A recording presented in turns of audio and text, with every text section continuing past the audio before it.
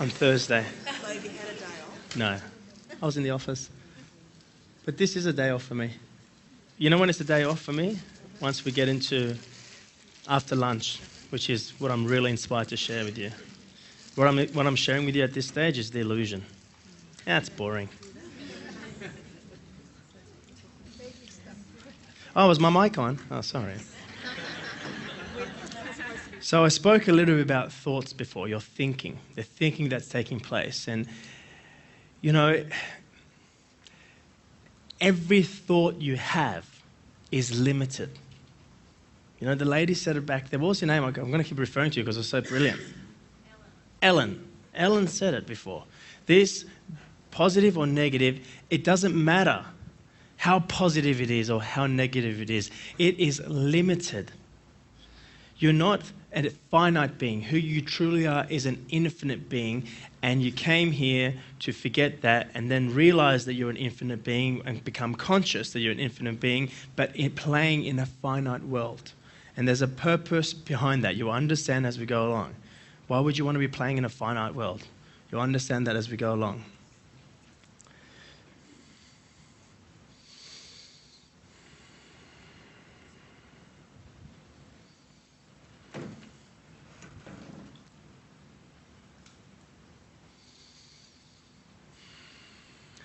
People think that they are creating their lives. They are creating infinite possibilities. But the truth is you're creating finite possibilities.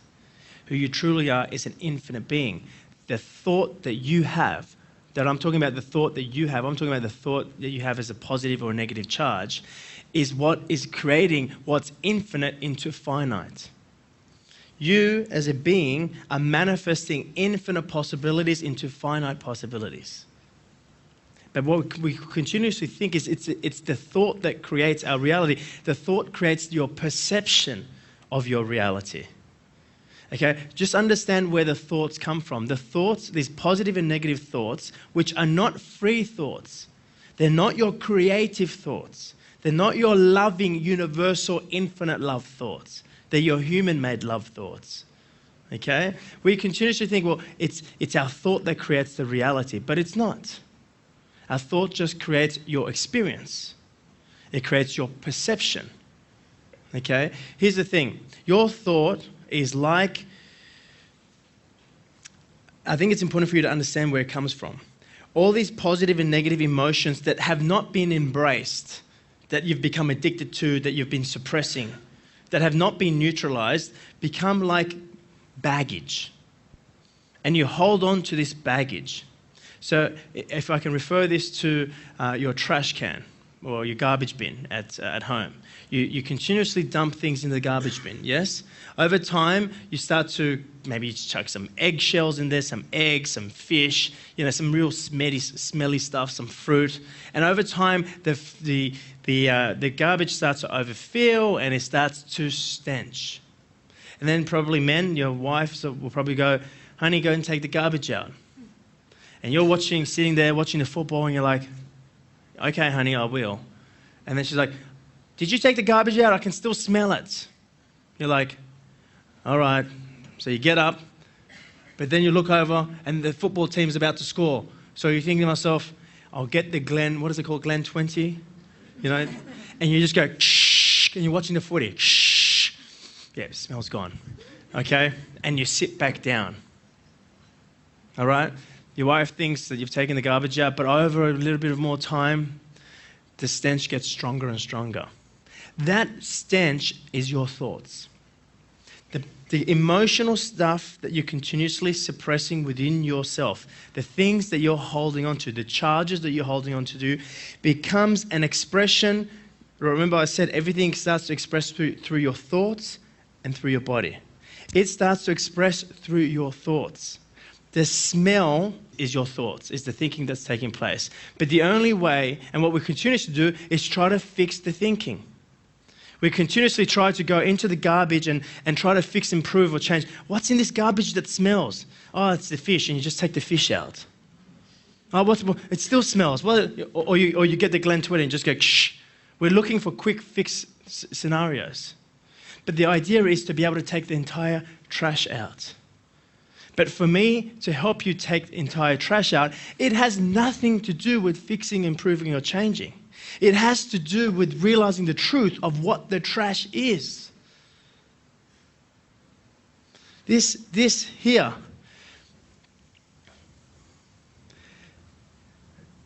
I'll drop this in right now and I'll pick it up later. None of this is real. It's not real. It doesn't exist. It doesn't need to be taken out. It just needs to be shined. The truth needs to shine on it. And the truth is, it's not real. It is like a dream that you're having. Anyone seen the movie Inception? It's like a dream you're having. It's like a life. It's like a movie that you're playing a role in. It's not real. And I'll pick this up again, okay? Just because I don't want to lose anyone. I'm just dropping in that right now. Okay, I'll show you how it's not real. See, for me to get you to experience the truth of who you are, you must first realize that which you are not. Because if you're trying to realize the truth of who you are with the part of you that is not true, with the part of you that is not whole and complete, you're only getting a version of it. And you're learning it. You'll know the truth, but you won't be able to be it.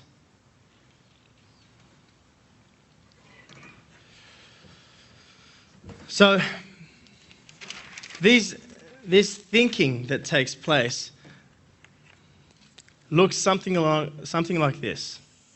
You know, in the hospital, they have those ECG machines. Is that what it's called? Any nurses here?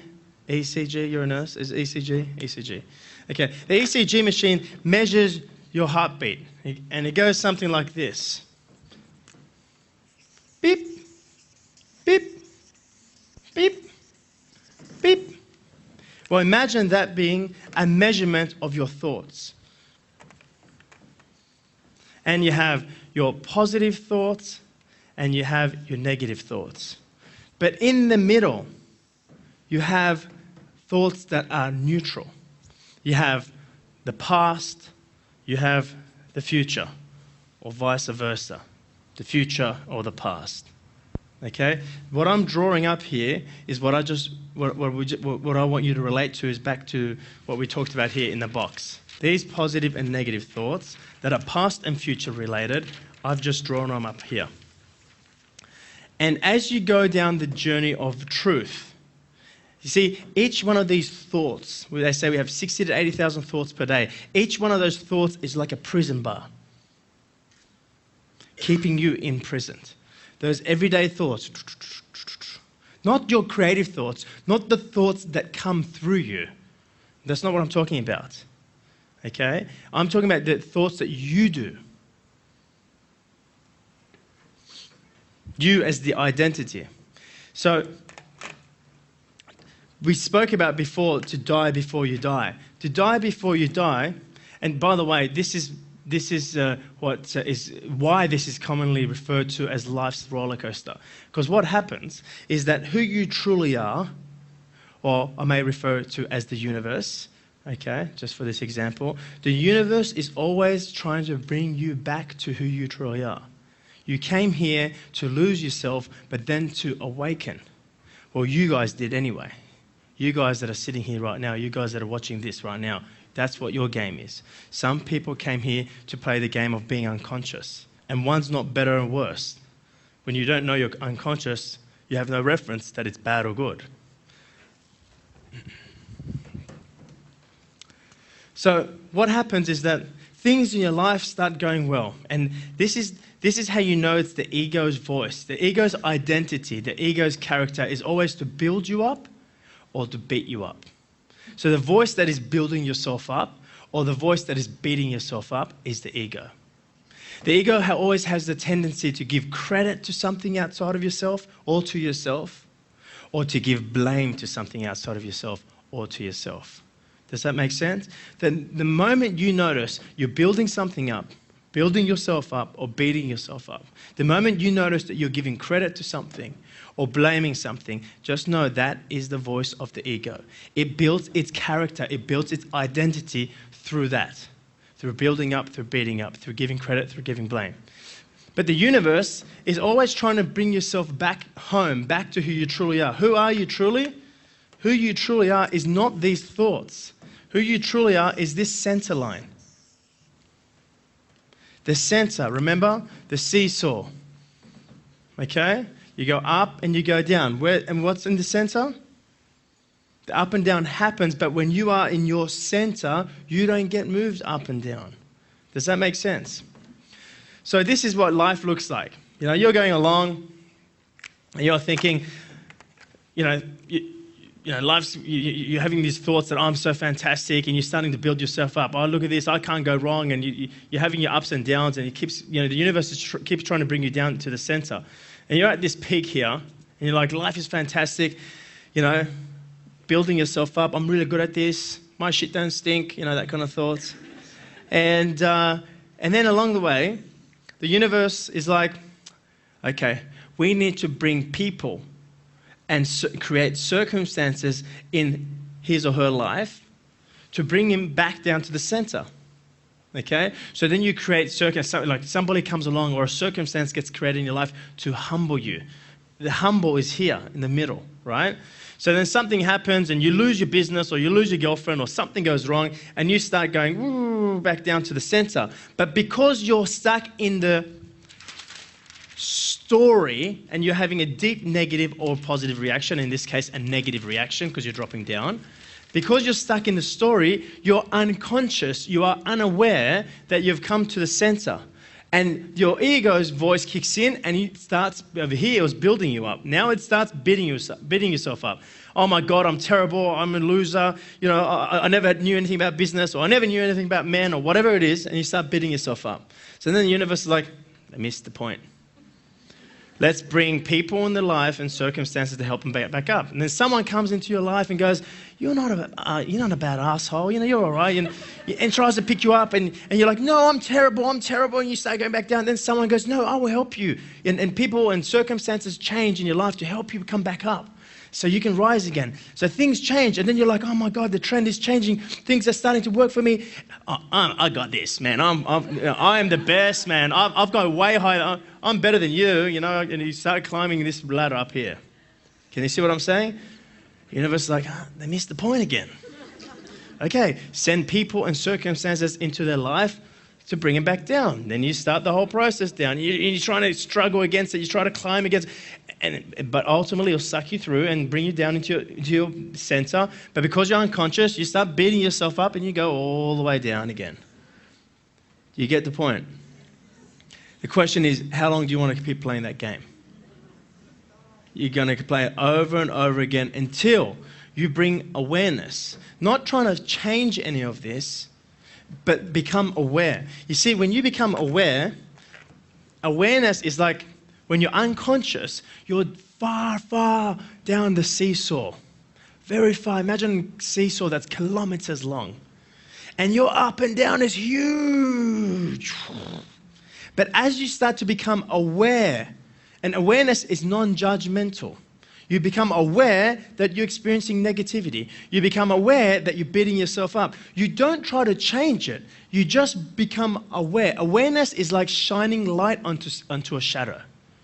Do you understand? You just become aware that you're having negative thoughts. You become aware that you're being misleading to someone. You become aware that you're being sad. You become aware that, you're chasing something that's not even true for you. Do you understand? So awareness, what awareness does, it makes the up and down less and less. So the up and down goes like this, like this, like this, and ultimately it will flatline. And that's what it means to die before you die. Okay? So what I'm here to talk to you about is how to bring awareness.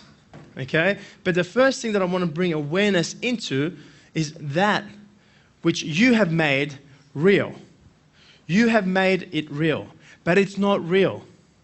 Okay? I don't want you to take my word for it. Okay? I want you to have an experience of it yourself. And the only way you can experience it for yourself is to continuously bring awareness. Some of the things I want to point out that I will consider as not real. Okay? What I'm saying it's not real, it's just a play. Who says that life is merely a play and we're just actors in it? Shakespeare. It wasn't exactly that. It was much more poetic. But what do you think? Do you think Shakespeare knew something? He had an awareness. So what I wanted to do before lunch is to show you the play. Is to show you what's not true. Anything that is not whole and complete is not true.